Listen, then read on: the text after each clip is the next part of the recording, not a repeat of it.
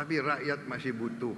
Kita selesaikan dulu berapa tahun, kita tingkatkan kesejahteraan rakyat kuat, rakyat sejahtera, anggaran cukup, dan saya katakan Indonesia akan berhasil menjadi negara makmur, saudara-saudara sekalian. Dan yang akan nikmati adalah kalian-kalian, saudara-saudara yang muda-muda. Yang melihat Indonesia gelap itu siapa?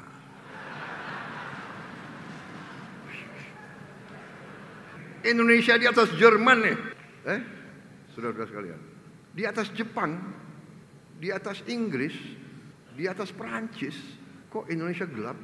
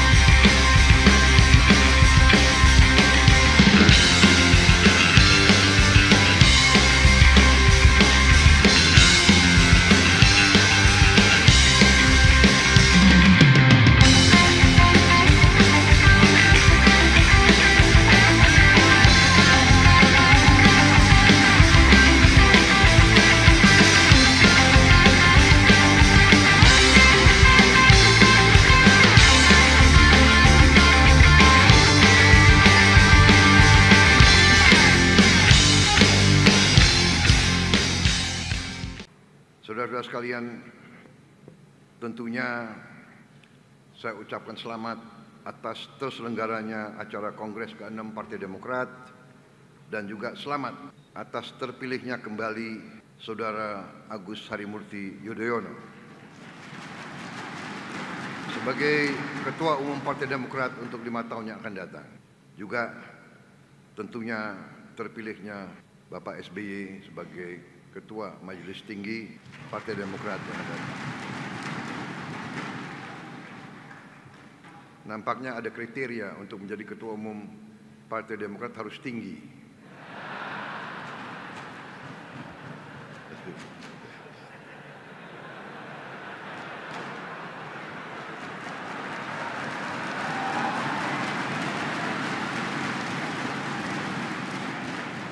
Pak Bahlil sudah benar di Golkar.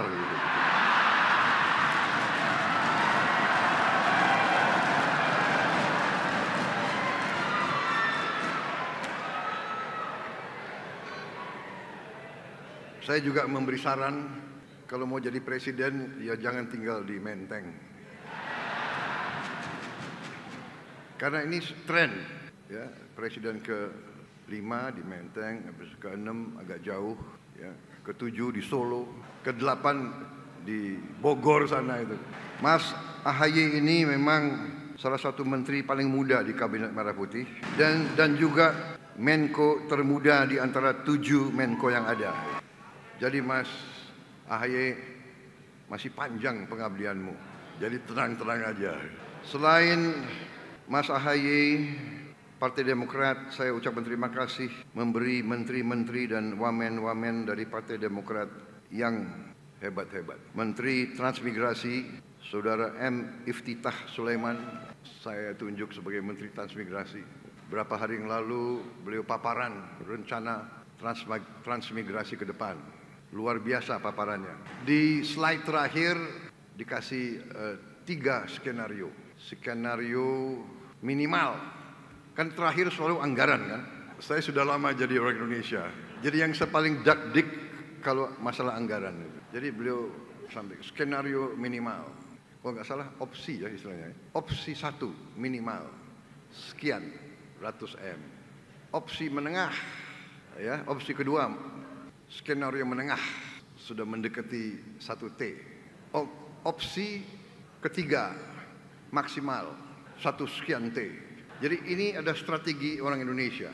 Kalau mengajukan saran proposal anggaran, ya kan kasih yang minimal, kasih yang optimal, habis itu kira-kira si pengambil keputusan akan kasih yang menengah. Kira-kira gitu kan?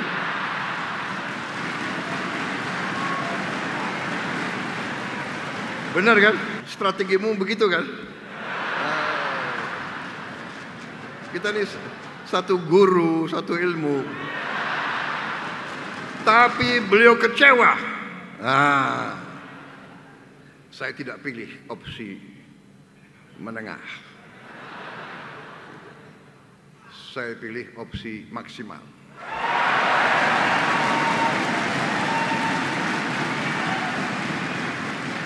Bahkan saya kira harus ada opsi keempat. Kaget, lebih dari kuharapkan. Karena konsep beliau itu luar biasa.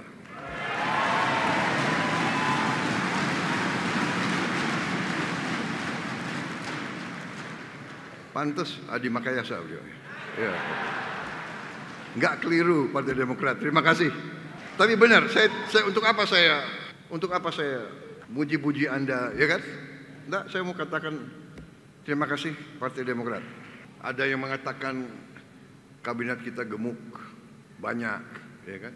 Tapi kalau banyak orang hebat, kenapa? Yang menikmati rakyat Indonesia. Saudara-saudara sekalian, Menteri Ekonomi Kreatif, Kepala Badan Ekonomi Kreatif Teguh Rifki Harsha, Menteri Pekerjaan Umum Saudara Dodi Hanggodo, Wamen ATR Osi Dermawan. Saudara-saudara sekalian, memang masalah bangsa kita adalah masalah kita harus sampaikan adalah masalah yang kompleks dan yang bisa dikatakan medan yang meliputi berbagai sektor yang harus diselesaikan bersamaan. Saudara-saudara sekalian, cita-cita pendiri bangsa kita jelas dan cita-cita saya yakin semua partai adalah sama dan jelas. Kita ingin Indonesia berhasil. Kita ingin Indonesia aman, adil, dan makmur. Itu keinginan pendiri bangsa, keinginan seluruh rakyat Indonesia, dan itu adalah perjuangan kita bersama. Sekarang tantangannya adalah bagaimana mencapai itu. Kita faham dan kita mengerti. Tadi disampaikan oleh Ketua Umum Anda, kita mengerti tantangan-tantangan kesulitan bangsa Indonesia begitu banyak. Kita faham, kita sudah mengerti itu. Sekarang adalah bagaimana kita atasi. Dan ternyata kita baru faham kebangkitan suatu bangsa, keberhasilan suatu bangsa bukan pekerjaan 5 tahun, bukan pekerjaan 10 tahun, pekerjaan puluhan tahun. Kita bangun di atas, ya ibarat membangun gedung di atas fondasi, di atas lantai-lantai yang kokoh, pilar-pilar yang kokoh, tonggak-tonggak yang kokoh. Dan ini saya selalu katakan, ini adalah keberuntungan kita. Hampir setiap presiden punya peranan karena waktu berbeda-beda. Bung Karno pejuang menghadapi masalah ideologi, menghadapi gangguan dari mana-mana. Visi tetap jelas. Beliau walaupun masih berurusan dengan macam-macam, visinya jelas. Bahkan beliau membentuk Badan Tenaga Atom. Waktu rakyat masih lapar, beliau berpikir nuklir. Nuklir bukan hanya untuk senjata, tidak. Tapi ternyata nuklir untuk kesehatan, nuklir untuk benih padi, terutama nuklir untuk energi. Ternyata energi terbarukan, energi paling bersih diantaranya nuklir. Walaupun kita diberi karunia energi yang luar biasa lainnya. Cadangan energi geotermal terbesar di dunia. Saudara-saudara, air juga sangat besar kita. Jadi belum lagi semua yang kita mengerti, semua sumber alam dan kekayaan. Tantangan ada yang kita hadapi. Saudara sekalian, tantangan dari awal presiden-presiden kita, semua yang kita harus bangun adalah pemerintahan yang bersih, pemerintahan yang bebas dari korupsi. Ini tantangan, tapi ini adalah suatu kesempatan. Saya berterima kasih dengan saudara-saudara sekalian, Koalisi Indonesia Maju. Sekarang ada Koalisi Indonesia Maju Plus. Saya tidak tahu kalau ada lagi Koalisi Indonesia Maju Plus Plus.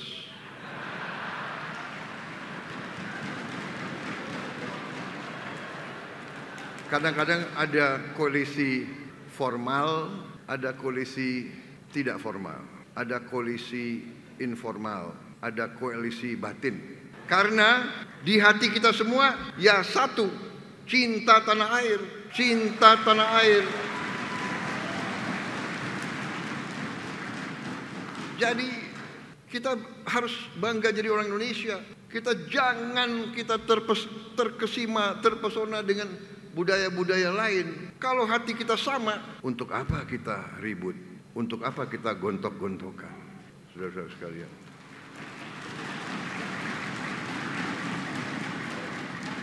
Di dalam pemerintahan, di luar pemerintahan, tidak ada masalah. Kita butuh pengawasan, kita butuh koreksi, kita butuh debat, tapi tujuannya sama, merah putih di hati kita. Orientasinya rakyat. Saya terharu, saya dengar dan saya baca tema yang saudara angkat. Untuk rakyat, Demokrat sukseskan pemerintahan Presiden Prabowo.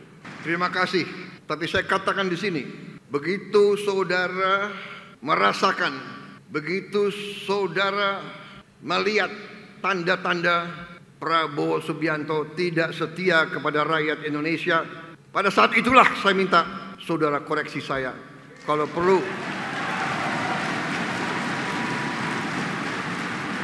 dan kalau perlu tidak usah sukseskan saya, saudara-saudara sekalian. Saya kemarin dicalonkan oleh partai saya untuk maju lagi 2029. Nakal-nakal itu kader saya. Baru 100 hari kerja udah disuruh maju lagi.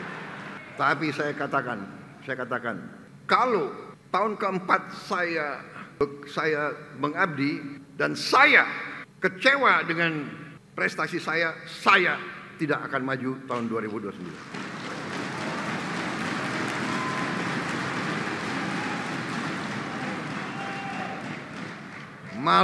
Saya malu sama rakyat Indonesia.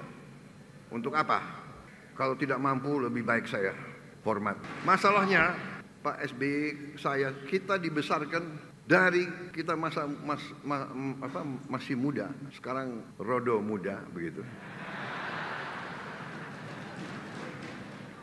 Jangan ketawa loh.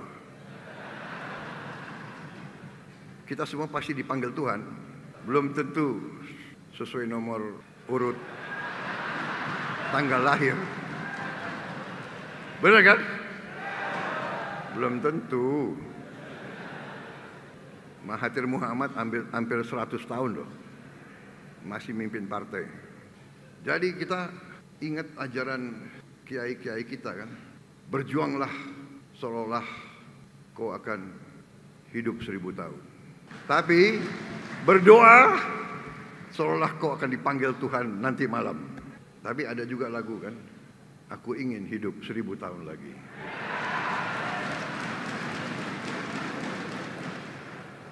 Saya terima kasih atas dukungan yang diberikan oleh semua pihak. Mari kita bekerja bersama untuk rakyat kita. Semua ini fondasi yang dibangun Pak SBY menghadapi krisis demi krisis demi krisis. Krisis keuangan dunia 2008 yang disebut the Black Monday kalau tidak salah. Crash. Negara-negara kapitalis crash. Wall Street crash. Perusahaan-perusahaan terbesar gulung tikar. Indonesia aman.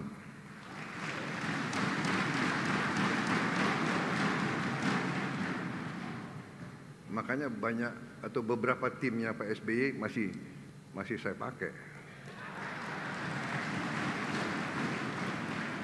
Ini jangan ada pikiran cawe-cawe lah apa, nggak ada.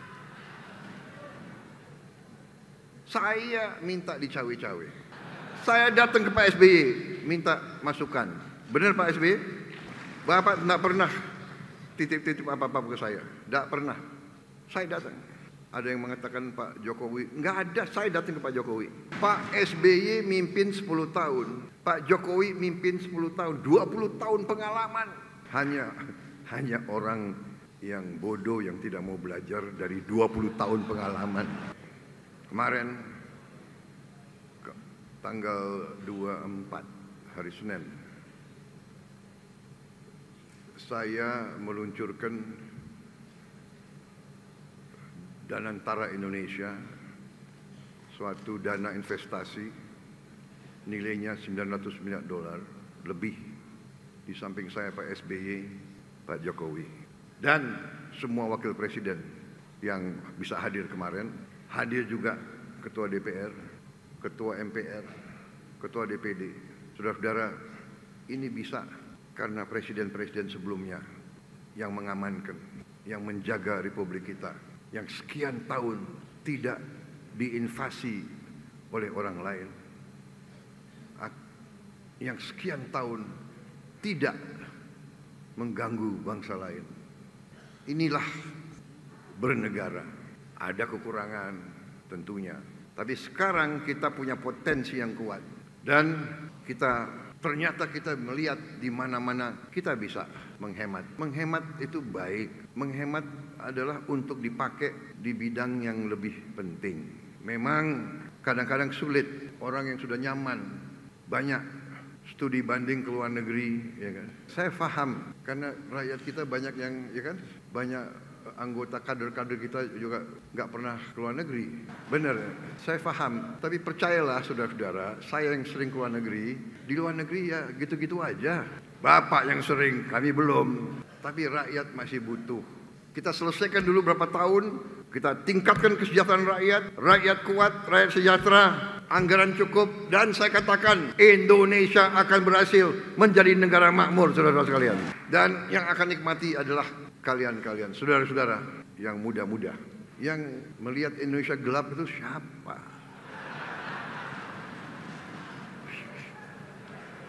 Saudara-saudara, berapa hari yang lalu ya ada suatu prediksi ekonomi dan statistik.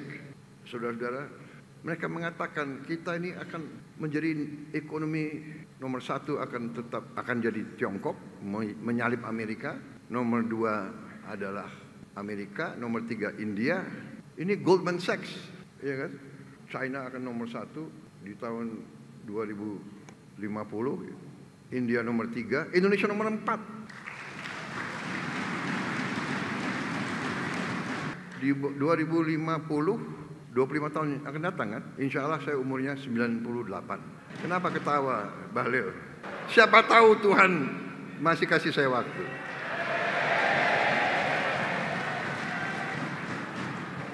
Kan keren, Indonesia di atas Jerman nih, saudara-saudara sekalian, di atas Jepang, di atas Inggris, di atas Perancis. Kok Indonesia gelap?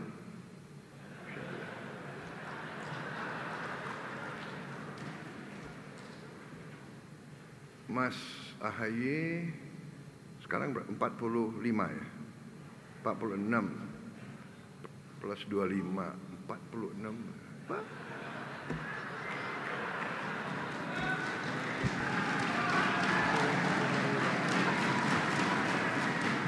Baru 69. Siapa tahu ada Presiden SBY, siapa tahu ada Presiden AHY, saya nggak tahu.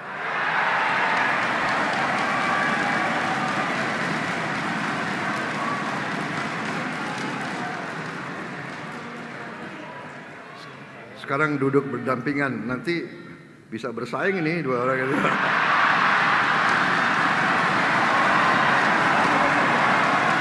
Gak apa-apa. Bersaing itu baik. Siapa nomor 1, ajaklah nomor 2, ajaklah nomor 3, iya kan? Pak Jokowi ngalahin saya mau bilang ngalahin gue, nggak enak, ada wartawan. Presiden Indonesia nggak boleh bicara kayak gitu. Ngalahin saya 2 kali, iya kan? Ketawa lagi.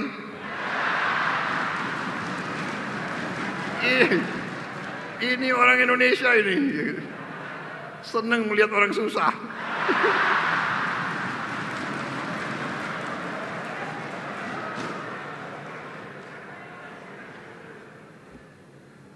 Aku dikalahkan, iya kan? Tapi beliau ngajak saya masuk. masuk juga gue. Oh, sorry, masuk juga saya. Maaf Pak SBY ini.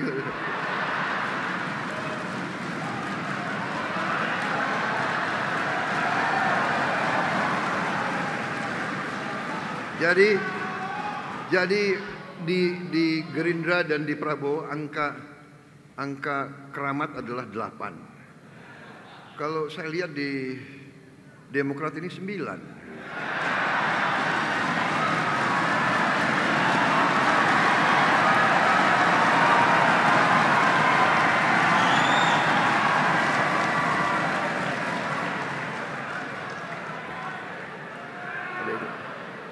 Hari ini tanggal 25 ya. 25, 2 tambah 5, 7. Bulan Februari kan. 7 tambah 2, 9. Tahun 2025. 2025, 9 kan. 9 tambah 9, 18. Benar? 1 sama 8?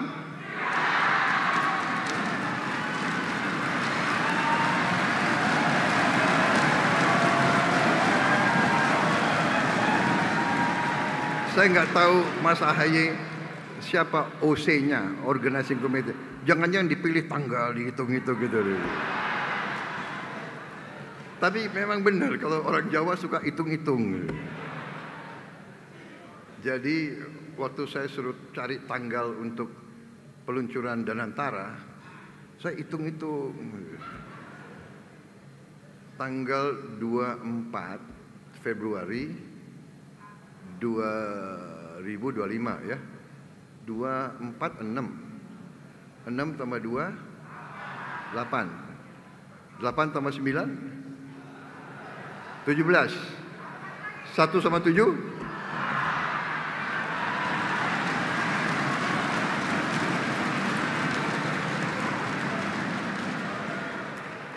Dan saya luncurkan di sini presiden, di sini presiden, di sana presiden.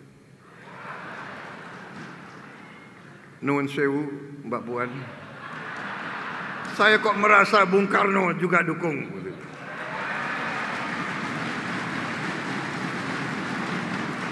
Karena kita meneruskan dan memperjuangkan cita-cita proklamator, cita-cita Bung Karno.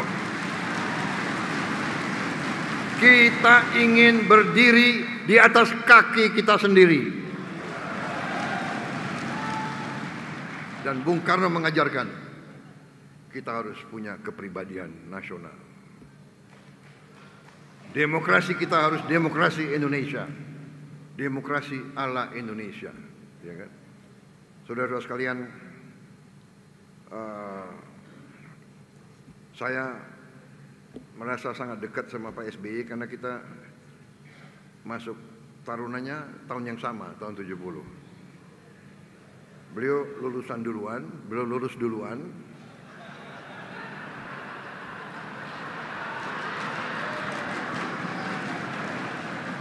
Ketawa lagi kalian ini. Ya, beliau lulus duluan. Karena akademi sangat sayang sama saya ditambah. Bayangkan saya dapat beasiswa 1 tahun lagi. Jadi akademi militer ini hebat, dia melihat ini sudah cocok, silakan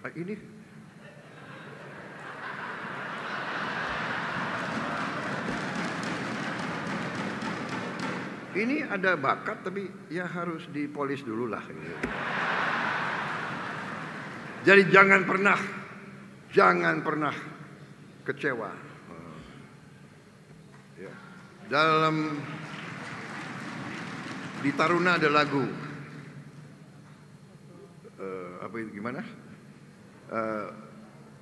Gembira, gembira, Taruna itu gembira.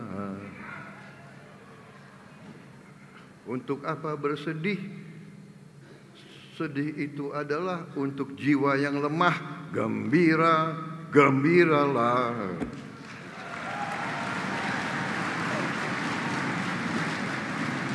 Jadi saya terkesan hari ini tema persatuan. Saya terima kasih dukungan perjuangan kita sama, semua partai.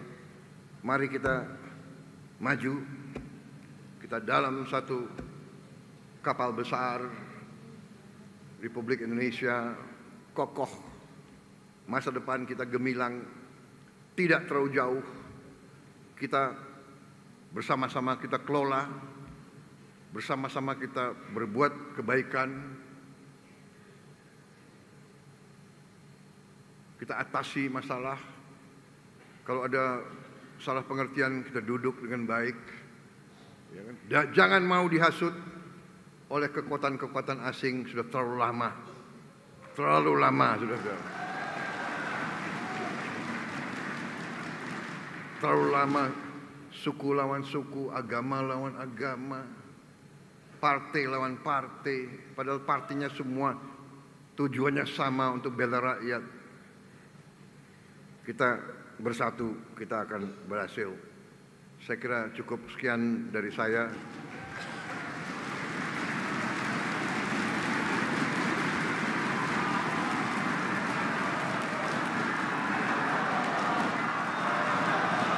Karena Mas AHY udah selesaikan semua masalah yang serius, aku yang biasa-biasa aja, nggak terlalu serius aja.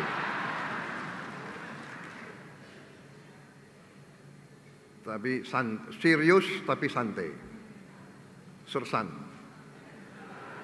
Jadi selamat berjuang Partai Demokrat. Terima kasih dukunganmu. Bersama-sama kita wujudkan kebaikan. Pak AHY, saya beri tugas yang berat, infrastruktur. Dan salah satu nanti infrastruktur yang paling penting adalah Giant Sea Wall. Giant Sea Wall yang akan menyelamatkan pantai utara Jawa.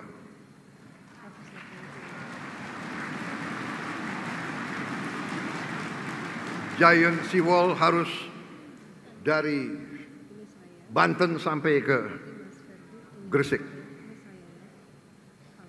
Sekian ratus kilometer harus kita bangun. Apa bisa? Bisa. Saya tidak tahu berapa tahun, tapi insya Allah dengan tekad kita akan capai. Dan ini salah satu tugas berat di pundak Menko Infrastruktur.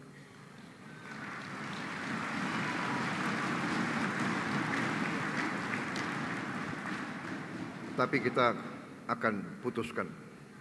Kita mulai dengan kekuatan kita sendiri. Jangan ragu. Bukan potensi lagi. Kita jelas punya uangnya, siap. Saudara-saudara, kita mulai secepatnya. Terima kasih. Selamat berjuang. Wassalamualaikum warahmatullahi wabarakatuh.